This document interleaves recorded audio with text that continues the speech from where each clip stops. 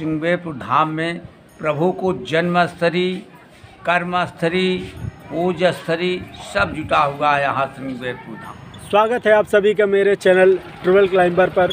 मैं हूं आपका दोस्त अनूप और आज हम आए हुए हैं श्रृंगेरपुर धाम, जिसकी दूरी इलाहाबाद से करीब 50 किलोमीटर है। छोटी सी जगह है पर हमने सुना है काफ़ी खूबसूरत है, तो आज विजिट के लिए आ गए हैं। और आप जो मेरे पीछे स्टैचू देख रहे हैं, ये निषाद राज का स्टैचू है, जिन्होंने भगवान श्री राम को यहीं से गंगा जी पार करवाया था वन जाते समय। तो आइए देखते हैं कैसा है श्रृंगेरपुर। बने रहिए हमारे साथ वीडियो में।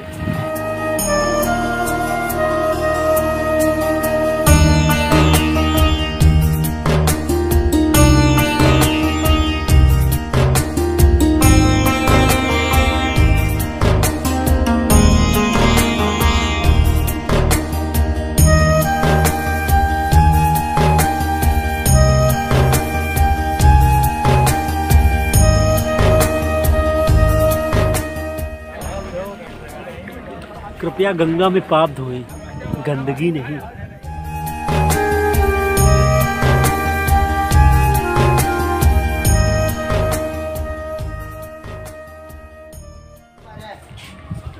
तो हाँ महाराज जी, श्रृंगेरपुर धाम के बारे में आप कुछ बताइए हमें। हाँ, श्रृंगेरपुर धाम के बारे में जो है आप भक्त ने चर्चा किया। श्रृंगेरपुर धाम में प्रभु को जन्मस्थली, कर्मस्थली, पूजस्थली सब जुटा हुआ है यहाँ श्रृंगेरपुर धाम में। प्रभु को जब मर्यादा पुरुषोत्तम राम को माँ कीकी ने 14 वर्ष के लिए वनवास दिए, तो अयोध्या से सुमंत जी रथ में बैठा यहाँ तक लाए।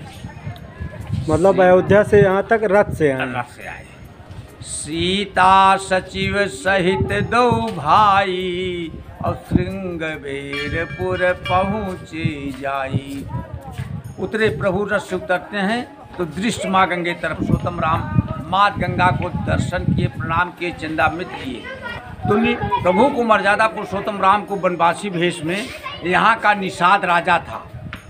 निषाद यहाँ का राजा था, उसका नगर था, उसका राज था, उसका किला था। निषाद ने सुना कि प्रभु हमारे श्रृंगेरपुर धाम में वनवासी भेष यहाँ तक आए हुए हैं, तो निषाद ने परिवार के सहित गलियों में कंदमूल लेके आया, प्रभु से भेंटा, अपना परिचय दिया, प्रभु से आग्रह किया, प्रार्थना किया कि प्रभु मेरे राजमहल में चलिए, हम परिवार का सहित आपका सेवा खुशामद कर सकते हैं। मतलब प्रभु की सेवा का अवसर चाहा निषाद राज। तो प्रभु ने कहा, है निषाद राज, पिता की आज्ञा नहीं, माँ के आदेश में 14 वर्ष वनवासी भेष, स्त्री वे चेहरे में उदासतापन, आपके नगर और राज में नहीं जा सकती। तो निषाद को बड़ा दुख हुआ कि प्रभु आए और सेवा करने का अवसर मिल रहा है, हमारे नगर में नहीं चल रहे हैं, हमारे गांव में नहीं चल रहे हैं। निषाद ने कहा, है प्रभु मेरी आपसे विनय है, प्रार्थना है। कहा बोलिए। कहा थोड़ी दूर मेरी वाटिका है, फुलवारी बगीचा, वहाँ रात्रि निवास करें। प्रभु यहीं से पग यात्रा प्रारंभ किए, कर्म यहीं से चालू हुआ। यहाँ का निषाद बड़ा चालाक था, सोचा प्रभु को शयन किस पर कराए, तो वनवासी वेश में है, गद्दे पे सोएंगे नहीं, क्या आसन लगाए। उस चबूतरे में जो है कुशा की चटाई बनाया, कंदमूल का भोग लगाया। सो प्रभु माँ जानकी शयन किए। होत प्रात भट क्षीर मंगावा, अनुज सहित प्रिय जटा बनावा। जटा जूट बना करके वहीं से पुत्री हो करके, और तीनों प्राणी ऐसे गंगा तट लगा हुआ है, तीनों प्राणी गंगा के किनारे जाकर क्या कह रहे हैं। निषाद राजा था, केवट नाविक, केवट से मांग रहे नका नारी। एक ऋषि की अपनी पत्नी को श्राप दिया, हजारों वर्ष जो है नारी से पत्थर बनकर रही थी। प्रभु के रथ छूने से फिर वो नारी हो गई। ते बड़ी मुलायम काट की मेरी नैया है, कहीं आपका चरण छूने से नारी बन गई तो एक नारी घर में और दूसरी झगड़ा हो जाएगा। प्रभु के चरणों को धो रहा है, कोमल कोमल प्रभु के चरणों को थोड़ा उछाल रहा है, कह रहा है प्रभु क्या आप गद्दार है, मेरे सर पर हाथ रख दीजिए। प्रभु ने केवट के सर पर हाथ रख दिए। फूलों की वर्षा हो रही। देवताओं की आज बताइए, एक कछमछ को खाने वाला आज दोनों चरणों को अटका ले लिया। बगल लक्ष्मी जी खड़ी हैं, उधर जो है शेषावतारी लक्ष्मण जी, कितना भाग पा लिया है। केवल ने प्रभु को चरणों को धो करके और चंदामृत लिया, आपने पूर्वज पितरों को जल छिचकार कर वैकुंठ पहुंचा दिया। और कहा प्रभु अब मेरी नौका में बैठिए। प्रभु को बैठा करके उस पार उतार दिया। अंत माँ जानकी ने सोने की मुंद्रिका उतार करके प्रभु को दे रही है, केवट को उतरौना दे दीजिए। पकड़ लिया, कहा प्रभु आपसे मेरा बिना है। कहा केवट अपनी उतरौना, कहा आपसे बिना है मेरी। कहा बोलिए क्या बिना है तुम्हारा, क्या अर्थात है केवट? कि फिर तिवार जो मोहि देवा, सो प्रसाद मैं सिर धर लेवा। तीनों प्राणी परेशान हो गए। बहुत कीन प्रभु लखन सिय, नहीं कछु केवट लीन। विदा कीन करुणा यतन, भगत विमल बर दीन। सिया भज रामचंद्र की जय। और एक यहाँ का थोड़ा प्रसंग, जिसके सिंहवेरपुर धाम मतलब है सिंगी ऋषि और उनकी पत्नी शांता देवी, इनके द्वारा भगवान, जिनका ये मंदिर है, हाँ मंदिर है, ये सिंगी ऋषि और उनकी पत्नी शांता देवी, इनके द्वारा भगवान को उत्पत्ति जन्म हुआ। चौथे पद में राजा दशरथ एक बार इंद्र के दरबार में सब देवताओं का बैठक हुआ, बुलावा हुआ और कथा हो रहा था इंद्र के दरबार में कि राजा दशरथ भी टपक गए, वहाँ पहुँच गए। कथा समाप्त हुई तो इंद्र देवता अपने दरवाजे पानी छिड़कवाना चालू किए। लोग बाग कहाँ इंद्र देवता पानी क्यों छिड़कवा रहे हैं?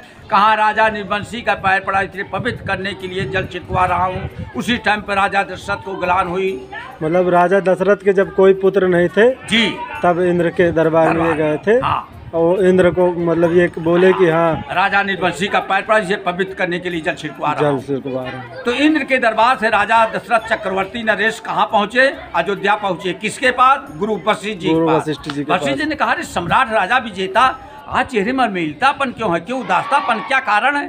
कहा इंद्र ने आज हमें कठोर वाणी बोला है, आज हमारे कोई सुत पुत्र होता ऐसा क्यों कहते? निर्वंशी कहा आप धीरे धरिए, श्रृंगवेरपुर में सिंगी ऋषि हैं जो पुत्र कामना यज्ञ जानते हैं, उनके सिवा ऋषि मुनि कोई नहीं इस मृतलोक में 84 उनमें जानता है। आप जा करके उनसे प्रार्थना करें, आग्रह करें, अयोध्या ले आए तो आपको 4 पुत्र होंगे। यहाँ तक आए तो एक बार भूपति मन माही, अभय गलानी मोरे सुत नाही। सिंगी ऋषि वशिष्ठ बुलावा, अपुत्र काम शुभ यज्ञ करावा। जब इन्होंने जाकर के पुत्र कामना यज्ञ रचाए, यज्ञ में जो हब प्रसादी खीर निकली, वो प्रसादी तीनों रानियों के वितरण हुए थे। राम लक्ष्मण भरत शत्रुघ्न का जन्म हुआ। तो यहाँ का यही इतिहास है। बोलो शंकर भगवान आपको धन पुत्र लक्ष्मी दें, सदा मनोकामना पूर्ण। मेरा नाम है साधु राम पंडा मोक्ष वाला।